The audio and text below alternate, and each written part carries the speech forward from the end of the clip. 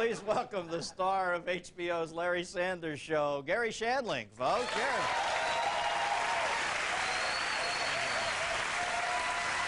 Great job. Thank you. Dennis, now, See the little pillow? every time a friend succeeds, I die a little. Gore Vidal.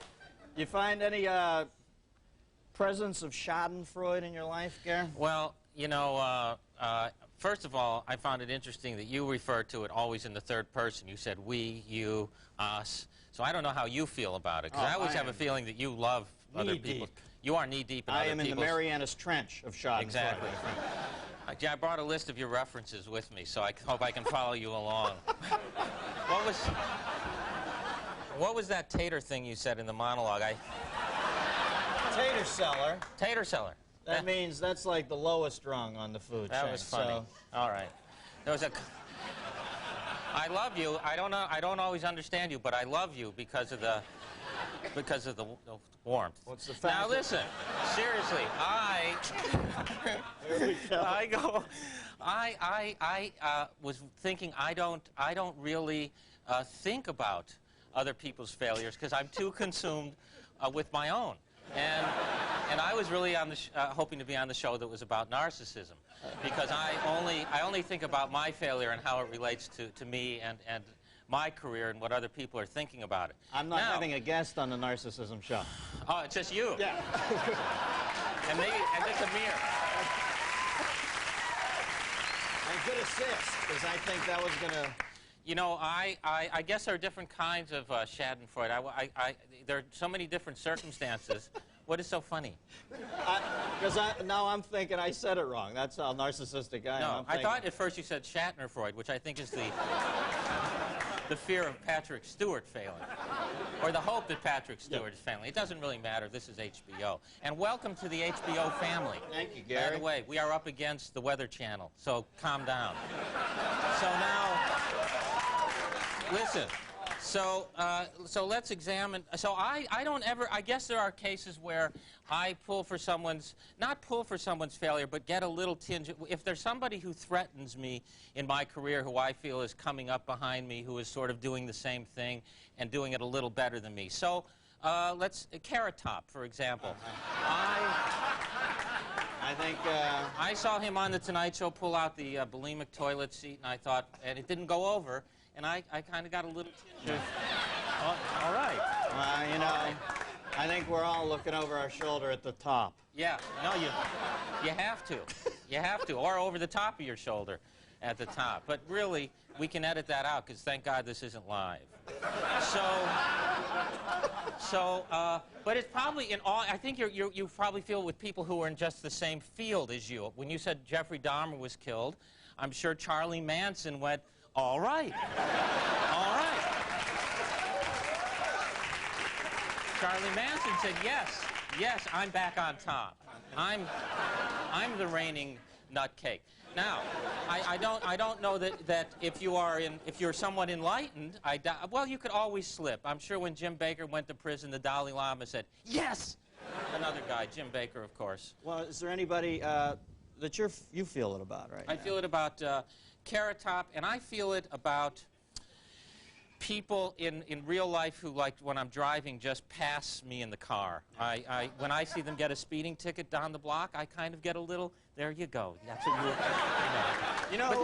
You know who I would think you would get a good dose of Schadenfreude about is, I would take a guess at Kelsey Grammer. I would think Kelsey Grammer. That is Frasier? Yeah, Frasier, because I noticed that his show beat yours for the Emmy for Best Sitcom. Right. And now he's been, I don't know exactly what's happening, but it has something to do with him and one of the little chicks from Mothra or something. And yeah, he has a 16-year-old lover. So okay, so I would think he would delight in that. So he's got an Emmy. Yeah. And he had a 16-year-old girlfriend, right? So what's the bad thing that happened to him? No, I thought the concept was something bad. Bad has to happen to him. We've got a... We've got a phone call. I'll tell you, I dated a girl in high school who dumped me for the football player. Now, let's say she got the clap. I would be pleased. Yeah. I would go, all right, it all comes around. Well, cheerleaders try to get applause. It's a clap applause joke. Come on, lay off me. Where are we at? Christ, I got 3 cameras. Are we taking phone calls? Line 1, Mary from Dempseytown, Pennsylvania. Go ahead, Mary. Yeah. Is that near Angel Louis Firpo Town? Well, not quite. I live in Egypt. What? You live in Egypt? Yeah, you know, that place in Egypt. All right. Can you just go on to the next call? You have to talk. You know, Mary, the call's breaking up. Okay. Mary, now, you know, we're going through a tunnel right now. Do you feel schadenfreude? Now listen. Bye-bye. Sorry. No. Sorry, Princess of the Nile. I'm actually pulling for Mary's failure right now. That's the schadenfreude that I feel. Line 3, we've got Howard from Gunter, Texas. Hey, guys. I just want to say that where celebrities are concerned, at least, a lot of people like to see them fail because these people grow up wanting to be famous, and once they become famous, they seem to act like some type of royalty who doesn't have time for assholes. They act like assholes. Yeah. Basically, they don't have time for autograph seekers or anything like that. Never you. Not this man. But, Never you. Not this man. Never you. Not this man. I think that they need a little bit less arrogance. Gunter. Cut him off. I think they need a little bit less arrogance and more. Excuse me. Gunter, you've mistaken us for a show that gives a shit. Yeah. All right. Line 4. Now that I'm on HBO, I don't have time to talk to that man. I'm a big star. I'm on HBO. Gunter. I can't believe they only gave us 2 cameras, HBO. You know get 4 he's getting cameras. it illegally, too. Gunter. Gunter. I got to get an atlas and see if there is such a place. I say Gunter's his name. Me, too. Yeah. And he's living down in South America. He's living in Bob, Texas. Mangala. He's just confused. All right. Line 4, we've got John. Now, would you want to get in on this conversation if you were a phone caller? Because we're just eviscerating people. They call, we shit on them, we get rid of them. But John's going to wait. Those are my fans. We've got line 4, Johnny from Rockford, Illinois. John, go ahead. How you doing, Dennis? See, What's happening, John? can handle it. Not a lot. Good. Dennis, do you think that the comedy clubs are dying because of the political correctness in this society? It seems like a young, talented comic that gets up on stage, does a joke mildly distasteful, the politically correct cows in the audience. You know, John, I think they're dying because audiences are getting stupider. Take care.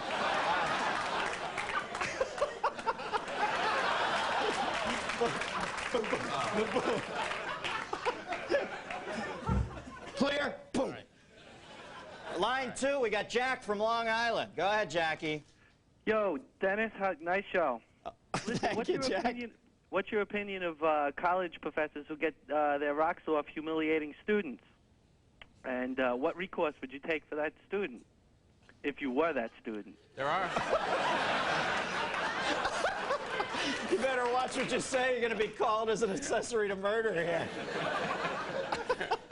What, Doug, have you had a run-in with a prof lately? Indiana Jones put you down or something? Oh, yeah. Oh, yeah. Big time. What happened, babe? Lay it on me. Well, it had to do with his speech. I had told her what the topic of my speech was going to be. It happened to be on Ralph Nader, and she felt that that was inappropriate. Actually called him a bleeding heart liberal and refused to hear what I had to say and turned it into a complete debacle in the class.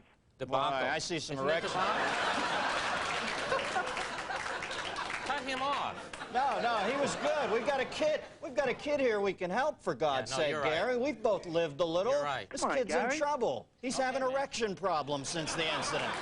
You got that right. Well, listen, You know, here's a little tip for you. I used to, in high school for the spelling bee, used to slip in dirty words and just claim to be a bad speller. So they'd go, spell disestablishment. Disestablishment. M-A-S-T-U-R-B-A. Disestablishment. T-I-L-N. Disestablishment. And then they'd go, no. And I go, oh, I failed spelling, didn't I? All right. Do we have time for another call? No? We got a split? I have to wrap up here, and I'm going to do the big screen. You going to stay? Can you stay through the end? Yes, I'm You going to watch? Yeah. All right. Garry Shandling, folks. Give him a hand. Well, thanks, Gary. Good guy. Want some water?